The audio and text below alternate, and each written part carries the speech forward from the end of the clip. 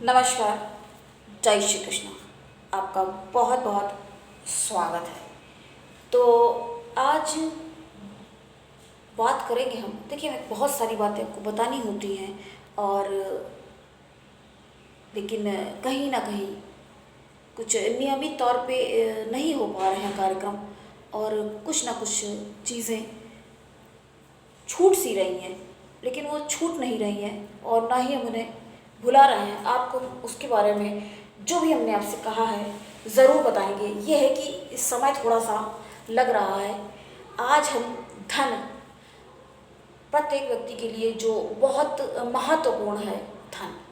तो धने से रिपु भाव स्थे, लाभे से सदगते यदि।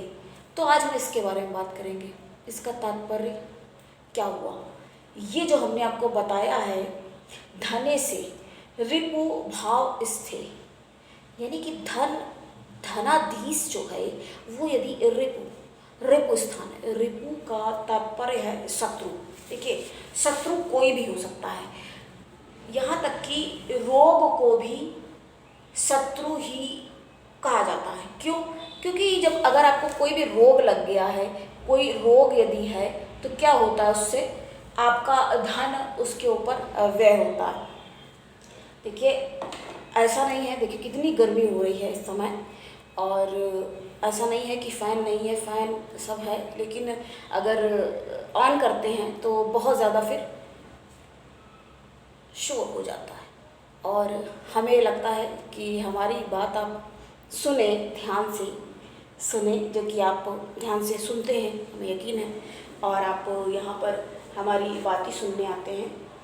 तो आपके लिए हमसे जो हो सकता है वो हम करने का प्रयास करते हैं। अभी कितने सारे जन्मांक हैं हमारे पास, शेष हैं। अभी देखिए, एकदम से बात हमें ध्यान आई कि हमें लग रहा था इसके बारे में हम आपको थोड़ा सा बताएंगे। क्या होता है, हमने कल हम गए तो एक लोग हमें मिले, तो उन्होंने हमसे पूछा कि ये बताइए कि वैसे हम कभी भी विवादास्पद बयान देने के पक्षधर रहे नहीं।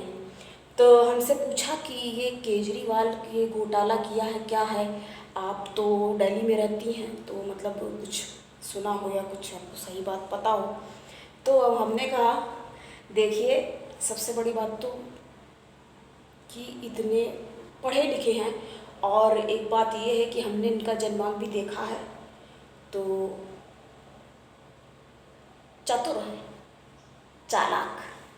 तो सबसे पहले हमने कहा कि सबसे पहली बात देखिए ये है, कोई भी व्यक्ति होगा अपना जो है वो भला पहले सोचता है, और ये जो श्री केजरीवाल जी हैं, ये तो बहुत ही ज़्यादा आगे का अपना पूरा सब अगला पिछला सोच समझ करके ही ये चलते हैं। और खैर, उस विषय में हम विषयांतर नहीं कर रहे हैं, लेकिन थोड़ा सा हमें लगा कि हम इसके बारे में बता दें, क्योंकि अभी हमने इनका जन्मांक अध्ययन भी किया नहीं है, और अगर समय मिला या ऐसा विचार, वैसे हम कर रहे थे कि हम इनके बारे में बात करें, लेकिन ज़्यादा करके लोगों के बारे में हम बोलने से,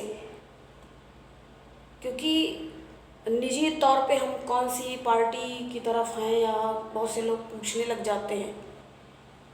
देखिए, हमें पहले से पता था। अब हम आपको एक बात आज बताएंगे कि हमको तो ये पहले से ही पता था,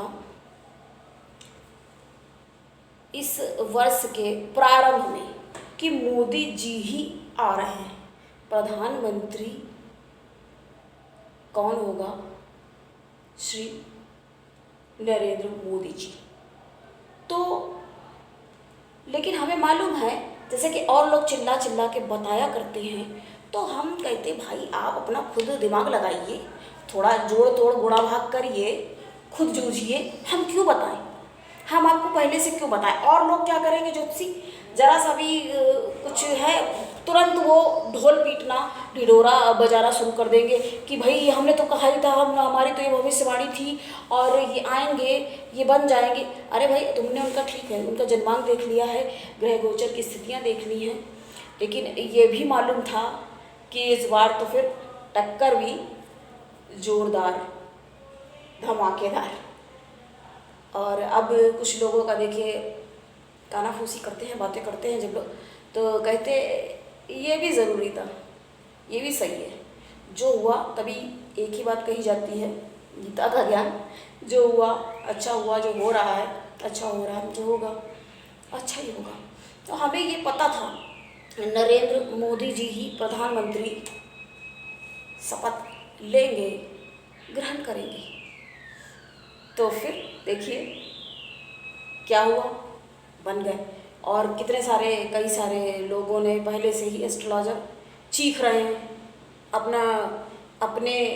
तो एक ही बात यहाँ, कोई वैसी बात नहीं है, लेकिन पहले से इतना ज़्यादा ये क्या कहेंगे हाइपर बोले क्यों करते हैं लोग, इतना ज़्यादा अतिशयोक्ति क्यों चल देते हैं बोलने के लिए, इतना क्यों चालू रहते हैं, चलायमान रहते हैं बिल्कुल अपने आप को महाज्ञानी सिद्ध कर देने के लिए। एक ही बात यहाँ पर ध्यान आती है, अधजल गगरी छलकत जाए।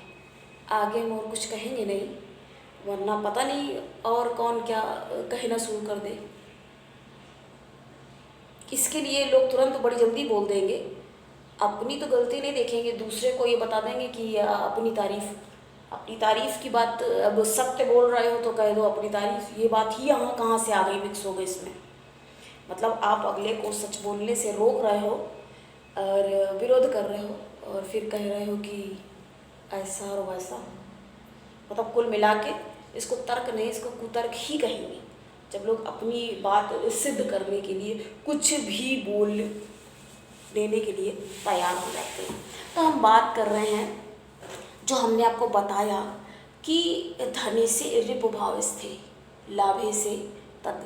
तो इसका तात्पर्य यदि जो धनेश है, यदि ये कहीं षष्ठ भाव में आके बढ़ जाता है, दुख भाव है, ये कष्ट भाव भी कह सकते हैं इसको। रिपु शत्रुओं से ये आप कितना पीड़ित होंगे या आप उनके ऊपर हावी रहेंगे, शिकंजा कस लेंगे, आपका कोई कुछ नहीं बिगाड़ पाएगा, ऐसा होगा या कैसा होगा। तो ये इससे अच्छे से समझ सकते हैं।